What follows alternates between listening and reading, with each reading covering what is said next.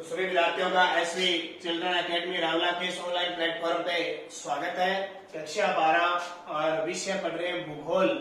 भूगोल का पाठ नंबर 4 विश्व जनसंख्या और उसकी संरचना कैसी है। संरचना के बारे में पहले हमने पाठ पढ़ा था, उसमें जनसंख्या वृद्धि, जनसंख्या समूह, जनसंख्या के संघटक पढ़े थे।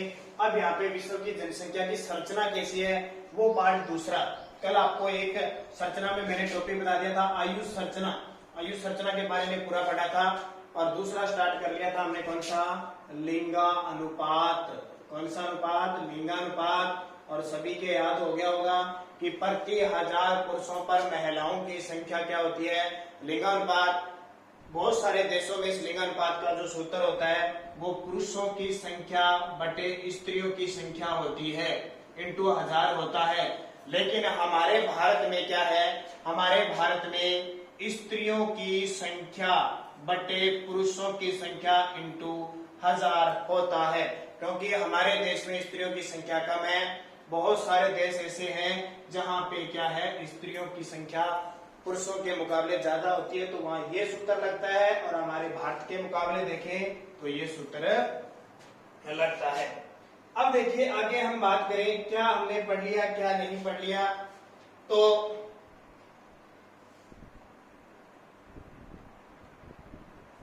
अब कारण क्या है कि लिंगानुपात बहुत जगह पुरुषों की तुलना में महिलाओं की संख्या बहुत कम है। कारण एक तो वहां पे भ्रूण हत्या होती है, भ्रूण हत्या, अशिक्षा, ठीक है, समाज में अहिंसा होती है, समाज में हिंसा यानी महिलाओं के प्रति हिंसा होती है। और जो शिशु हत्या कर दी जाती है, क्योंकि कई जगह बहुत जगह ऐसा सिस्टम है, आज भी समाज ऐसा है कि जहाँ स्त्री बच्ची के जन्म होते यानी बालिका के जन्म होते उसे मार दिया जाता है। तो भ्रूण हत्या यानी गर्भ में ही पता लग जाए कि बच्ची है तो मार दिया जाता है। अशिक्षा, शिक्षा का अभाव है। और समाज में महिलाओं के साथ अहिंसा का व्यवहार किया जाता है। बहुत सारे आपने देखा होगा, बहुत सारी महिलाएं होती है आत्महत्या कर लेती है, तेल डालकर जला लेती है, या दहेज के लिए उन्हें प्रताड़ित किया जाता है। तो बहुत सारे कारण होते हैं। शिशु की भी कई बार हत्या कर दी जाती है। इन कारणों से क्या है, बहुत से ऐसे देश है, राष्ट्र है, जहां पे पुरुषों की तुलना में महिलाओं की संख्या बहुत कम मात्रा में पाई जाती है। तो ये बात करेंगे हम लिंगा अनुपात। जैसे बहुत सारे देर, अब देखिए लिंगानुपात की कुछ बातें। लिंगानुपात देखिए 1980 में प्रति 1000 पुरुषों के पीछे 993 स्त्रियां थी। कितनी स्त्रियां थी, 1980 में 93 स्त्रियां थी, अर्थात 1000 पुरुष संख्या पर 7 स्त्रियां कम थी। 2004 का जब आंकड़ा आया, तो 2004 का आंकड़ा आया तो यह लिंगानुपात 985 आ गया, घट गया। देखो कितना घट गया, तो 8 घट गया, यानी 1000 पुरुषों पर 15 स्त्रियां कम हो गई। ऐसे करते करते क्या है, भिन्नता आ जाती है। 80 में 993, 2004 में 985, तो लगातार यहाँ घटी, क्योंकि पुरुषों। अब देखो स्त्री व पुरुष, ठीक है, लिंगानुपात को भिन्नता के आधार पर विश्व में 4 भागों में बांटा जाता है। लिंगानुपात के आधार पर विश्व में लिंगानुपात को 4 भागों में बांटा जाता है। वो 4 भाग कौन कौन से हैं, देखो। विश्व में लिंगानुपात को भिन्नता के आधार पर, क्योंकि भिन्नता तो है ही है, 4 भागों में। अब 4 भाग कौन से, देखो। नंबर 1 है अत्यधिक स्त्री अधिकता वाले देश। क्या लगाएं, अत्यधिक अधिकता यानी अत्यधिक स्त्री अधिकता वाले देश। कौन कौन से ऐसे देश है जहां पे स्त्रियों की संख्या ज्यादा है। उदाहरण, यानी वहां जो लिंगानुपात पाया जाता है वो 1000 पुरुषों के मुकाबले स्त्रियां वहां 1050 है। कहीं 1020 है, कहीं 1030 है, कहीं 1050 है, कहीं 1080 है। तो ठीक है, स्त्रियों के मुकाबले 1050 है। उसमें हम आपके देश आ जाते हैं अमेरिका, संयुक्त राज्य अमेरिका, यहाँ पे स्त्रियों का अनुपात ज्यादा है। कनाडा, वह दक्षिणी अमेरिका के कुछ देश, अमेरिका के कुछ देश, ये देश ऐसे हैं जहां क्या है, स्त्रियों की संख्या अधिक है। अमेरिका विकसित है ना पूरा, कनाडा, दक्षिण अमेरिका के जो देश, कहने का मतलब अमेरिका, दोनों अमेरिका महाद्वीपों में इनकी संख्या ज्यादा है, अत्यधिक स्त्री वाले। ख नंबर देखिए, ख नंबर बन गया स्त्री अधिकता वाले देश। ये तो अत्यधिक स्त्री अधिकता वाले देश, अत्यधिक मतलब 50 हो ज्यादा सीधी 1000 के मुकाबले स्त्री अधिकता वाले देश। देखो कौन कौन से, इसमें 1050, ठीक है, यानी 1000 से लेकर 1050 के बीच जो स्त्रियां आती है, यहाँ तो 1050 से ऊपर, यहाँ 1000 और 1050 के बीच जो स्त्रियां आती है वो आते हैं। जैसे इसमें देश दे रखे Ukraine, Belarus, Ukraine, Belarus, Poland, Mongolia, Ukraine, Belarus, Poland, Mongolia, Kazakhstan, Thailand, Myanmar और दक्षिणी अफ्रीकी देश।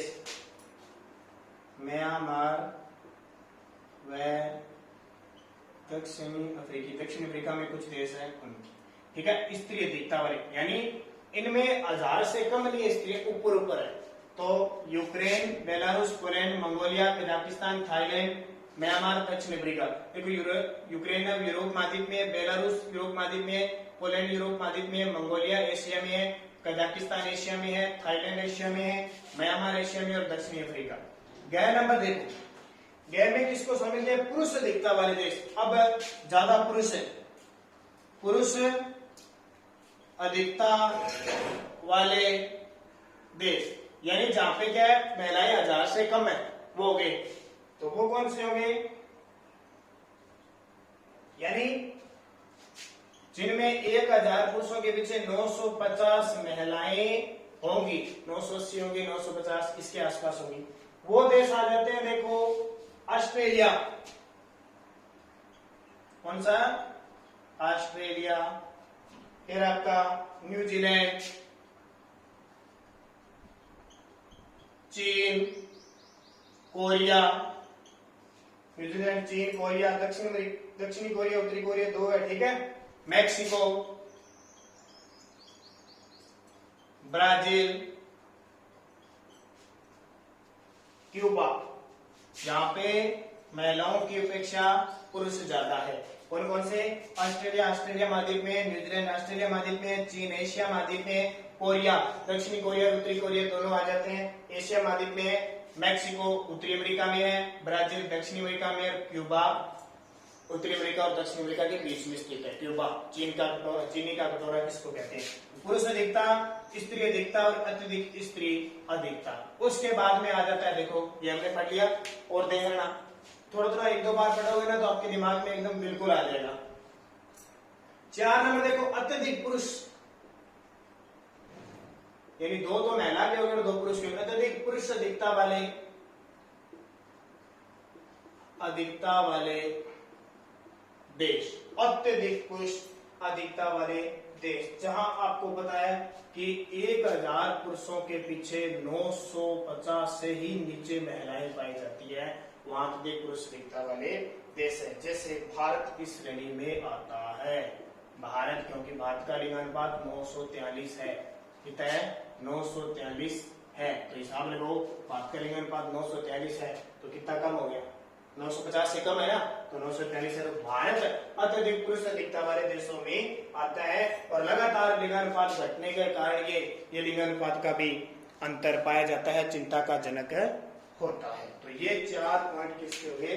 लिंगानुपात, इसको सुधारने की जरूरत है। हालांकि भारत लगातार प्रयास कर रहा है, प्रयास लगातार जारी है, शिक्षा को बढ़ाया दिया जा रहा है, शिक्षा को, और जो महिलाओं की जो चिकित्सा व्यवस्था है, शिक्षा, उस पर पूरा जोर दिया जा रहा है। आजकल तो बड़े बड़े अफसर हैं, आर्मी में है, और महिलाओं की भागीदारी बढ़ रही है। और जो बच्चा है, बालिका होती है, बालिका के जन्म पर थाली बजाने का रिवाज हो गया, पौधे लगाने का रिवाज चल गया। तो धीरे धीरे क्या है, अगली हम जो जनगणना पढ़ेंगे ना, उसमें ये देख लेना कि महिलाओं की संख्या बढ़ेगी। क्योंकि हमारे भारत में बेटी बचाओ बेटी पढ़ाओ अभियान स्टार्ट हुआ था 22 जनवरी 2015 को हरियाणा से। हमारे राजस्थान में सबसे कम लिंगानुपात कहाँ पे है? हरियाणा में है तो वहीं से शुरुआत हुई। अब देखो आगे जो जनगणना आएगी उसमें क्या स्थिति होती है, क्या बात होती है, हम जरूर उस पर चर्चा करेंगे। तीसरा आता है जनसंख्या संगठक। जनसंख्या संगठक दो पढ़ लिए ना, लिंगानुपात और आयु वर्ग। अब ये जनसंख्या संगठन क्या होता है, किसी देश की या किसी प्रदेश की या राष्ट्र की, प्रदेश की नगरीय व ग्रामीण, नगरीय व ग्रामीण जनसंख्या अनुपात को देखा जाता है। नगरीय व ग्रामीण जनसंख्या अनुपात को देखा जाता है। अनुपात किसी प्रदेश के नगरीय व ग्रामीण जनसंख्या के अनुपात को देखा जाता है। ठीक है, किसी प्रदेश का नगरीय और ग्रामीण जो जनसंख्या का अनुपात है उसे देखा जाता है, जनसंख्या संगठन हो गया। अब और इसकी बात देखो, क्योंकि इसमें चर्चा किसकी जाती है, कृषि क्षेत्र वालों की, गैर कृषि क्षेत्र वालों की। अब देखो जो कृषि करेंगे लगभग गांव में निवास करेंगे, ये क्लियर है ना, जो कृषि करेंगे गांव में निवास करेंगे। गैर कृषि यानी जो रोजगार प्राप्त कर चुके हैं, रोजगार का मतलब है रोजगार तो इनको भी मिला हुआ है, लेकिन औद्योगिक क्षेत्रों में। अब औद्योगिक क्षेत्र हमें पता है कि शहरों में है तो वो शहरों में रहेंगे लोग, यानी नगरों में रहेंगे, और नगरों में रहेंगे तो वो खेती थोड़ी करेंगे, वो औद्योगिक क्षेत्रों में काम करेंगे। तो कृषि और गैर कृषि पर क्षेत्र पर ये आधारित होता है। अब जो गैर कृषि करते हैं, शहरों में रहते हैं, वो क्या करेंगे, व्यवसाय व्यापार करेंगे ना, और ग्रामीण क्षेत्र में लगभग कृषि करेंगे या मजदूरी करेंगे, इस तरह का काम है होता है। अब आती है कि विश्व की लगभग 50% जनसंख्या वो नगरों में निवास करती है। विश्व की 50% जनसंख्या नगरों में निवास करती है, यानी प्रतिवर्ष नगरों में 6 करोड़ की वृद्धि हो रही है। प्रत्येक वर्ष 6 करोड़ की वृद्धि हर साल नगरों में बढ़ रही है, यानी नगरों की ओर ज्यादा ध्यान दिया जा रहा है, जो कि ग्रामीण क्षेत्रों से 3 गुना है। ग्रामीण क्षेत्रों से 3 गुना, अपने आप 3 गुना, क्योंकि ग्रामीण क्षेत्र से वो कहां जा रहे हैं, नगरों में जा रहे हैं, लगातार वृद्धि हो रही है। एशिया और अफ्रीका में 38% जनसंख्या विकास, एशिया और जो अफ्रीका देश है वहां पे लगभग 38% है वो नगरों में निवास कर रहे हैं, ध्यान रखना। जबकि उत्तरी अमेरिका और जो बाकी है, अमेरिका हो गया, पश्चिमी यूरोप के जो देश है, वहां पे तो आप अंदाजा नहीं लगा सकते, 70 से 75 से 78% जनसंख्या नगरों में निवास करती है, क्योंकि वहां उद्योग ज्यादा है। हमारे भारत बड़ा, इतना बड़ा भारत है, खेती की जाती है सबसे ज्यादा, तो खेती होती है तो लोग खेतों में ज्यादा निवास करते हैं। अमेरिका हो गया, ये यूरोप है, यहाँ क्या खेती कम होती है, छोटे छोटे देश हैं, इसलिए अनुकूल वातावरण है नहीं, तो यह नगरों में निवास करेंगे 75 से 78%। ठीक है, तो ये अनुपात है। किसी पर आपके परिभाषा आ जाए पेपर में, जनसंख्या संगठन कैसे कहते हैं, तो किसी प्रदेश के नगरीय व ग्रामीण जनसंख्या के अनुपात को जनसंख्या संगठन कहते हैं। ये कृषि और गैर कृषि क्षेत्र में मिलता है। तो विश्व की 50% जनसंख्या कहाँ रहती है, नगरों में रहती है, और एशिया और अफ्रीका में 38% जो जनसंख्या है वो नगरों में रहती है, और अमेरिका, यूरोप जैसे देशों के लगभग 70-75 या 70 से 80% जनसंख्या नगरों में निवास करती है। तो ये आपको याद रखना है। अब देखो थोड़ा सा आंकड़ा बता देता हूं, हालांकि आपको इतना आंकड़ा नहीं तो याद रहेगा ना बात, लेकिन फिर भी याद रखना। सन 1800 ईस्वी में विश्व की केवल 2% जनसंख्या ही नगर में निवास करती थी। देखो नगरों में निवास करते सिर्फ 2.5% ही सन 1800 ईस्वी में। फिर 1960 में बढ़कर ये 35%, क्योंकि बाद में क्या हुआ, औद्योगिकरण होगा, मशीनों का निर्माण हो गया, उद्योग विकसित हो गए। फिर देखो 1999 में ये 45% हो गई, और 2004 में कितनी हो गई, 50%। विश्व की 50%। अब तो और ही बढ़ गई होगी, अब नया आंकड़ा आएगा तो और बढ़ जाएगी। तो 1800 में 2.5%, 1960 में 35%, 1999 में 45% और 2004 में महज 50%। तो यानी विश्व की आधी जनसंख्या नगरों में निवास करती है, तो 50% हो गया। अब देखो 1960 से लेकर 2000 तक, 1960 से लेकर 2000 तक जो नगरीय जनसंख्या है, 1960 से लेकर 2000 तक नगरीय जनसंख्या 80 करोड़ से बढ़कर, यानी 1960 में 80 करोड़ थी, 2,90,00,000,000 हो गई, 290 करोड़ हो गई। देखो कितनी बड़ी बात है, यानी 3 गुने से ही अधिक है वृद्धि हुई है। विश्व की कुल जनसंख्या में मात्र 2 गुना 3 अरब से 6 वृद्धि अंकित की गई। अब देखो 2030 तक इसका आंकड़ा 8 अरब तक बढ़ जाएगा। इसका यानी पूरी जनसंख्या टोटल है ना, लगातार बढ़ रही है। अब लगभग 7 अरब के आसपास है, तो 2030 तक ये 8 अरब के पास है हो जाएगी। तो ये मान के धारणा है। अब एक आंकड़े और 1975 में ना 38% जनसंख्या वो नगरों में निवास करती थी, जैसे यहाँ गया 1975 में 38 हो गई। 2004 में जो हमें पढ़ा था वो 50%, यानी 50 या 48% हो गए। आपकी किताबों में कुछ आंकड़े इधर उधर दिए हुए हैं, तो आप कंफ्यूजिंग हो सकते हो, कहीं 38 आ गया, कहीं 40 आ गया, कहीं 50, 48। तो कंफ्यूजिंग मत करना चाहिए, एक याद कर लेना, कोई भी याद कर लो। क्योंकि अब देखो यहाँ तो पीछे पेज पे देखिए 2004 50% और अगली लाइन में देखिए 2004 में 48%। तो अलग अलग आंकड़े हैं, और ये कह रहा है कि 2025 तक नगरों की जनसंख्या में 61% हो जाएगा, यानी जो 50% है ना वो, तो 2025 तक विश्व की जनसंख्या नगरों में कितने परसेंट निवास करने लग जाएगी? 61% निवास करने लग जाएगी। अब संपूर्ण विश्व में असमानताएं तो है ही, ग्रामीण और शहरी जो जनसंख्या उसमें असमानताएं है। अब असमानता किस कारण है, किन किन देशों में किस प्रकार की है, तो उसका वितरण हम वर्गीकरण पढ़ेंगे तो हमें पता लगेगा कि ग्रामीण क्षेत्र और शहरी क्षेत्र में किस प्रकार का अंतर है। तो ये कल के वीडियो में पूरे, चलो 3 हम पढ़ ही रहते हैं आज ही, कल के वीडियो में फिर साक्षरता पढ़ेंगे। तो जनसंख्या संरचना के 3 पॉइंट है, देखो कौन कौन से। नंबर 1 आता है उच्च नगरीय जनसंख्या। नंबर 1 उच्च नगरीय जनसंख्या। उच्च नगरीय जनसंख्या, ये उच्च नगरीय जनसंख्या यानी यहाँ पे लगभग विश्व की 60% जनसंख्या वो नगरों में निवास करती है, नगरीय है। उच्च नगरीय जनसंख्या का मतलब क्या हो गया? इस वर्ग में विश्व के वे देश आते हैं जिनकी जनसंख्या 60% से अधिक नगरों में निवास करती है। जैसे अमेरिका हो गया, अभी मैंने उदाहरण दिए थे, कनाडा हो गया, मैक्सिको हो गया, ये तीनों देश ध्यान रखना उत्तरी अमेरिका के अंदर है। फिर ब्राजील, ये ब्राजील दक्षिणी अमेरिका में। ऐसे अगर आपको याद होगा ना तो आप भूलोगे नहीं, ध्यान रखना। ऑस्ट्रेलिया, ऑस्ट्रेलिया एक महाद्वीप का देश भी है। न्यूजीलैंड, न्यूजीलैंड की भी नाम सुना ना, क्रिकेट टीम है। न्यूजीलैंड भी ऑस्ट्रेलिया महाद्वीप में आती है। जापान, जापान का नाम सुना, जापान एशिया महाद्वीप में आता है। सिंगापुर, सिंगापुर भी एशिया महाद्वीप में आता है। और अर्जेंटीना, ये दक्षिण अमेरिका में आता है। और यूरोप महाद्वीप, ये बहुत सारे देश हैं, ठीक है। तो ये उच्च नगरीय जनसंख्या है, 60% नगरीय जनसंख्या।